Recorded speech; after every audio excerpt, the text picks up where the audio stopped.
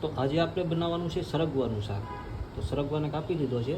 હવે આમાં મીઠું હળદર નાખી થોડું પાણી નાખીને અને આપણે બાફી લઈએ થોડી વાર માટે.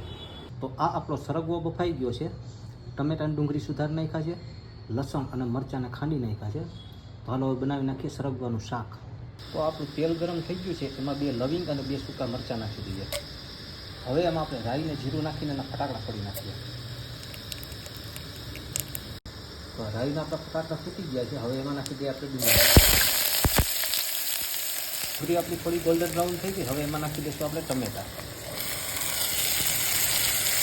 હવે આમાં નાખી દઈશું આપણે ખાંડેલું લસણ અને મરચું. ત્યાં આપણી ગ્રેવી થઈ રહી છે અને આ આપણે એક વાટકામાં થોડો બેસન લઈને એમાં પાણી નાખી દીધું છે.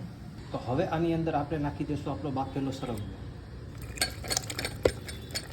તો આ મસ્ત મજાનું આપણું સરગવાનું શાક બનીને તૈયાર થઈ ગયું છે.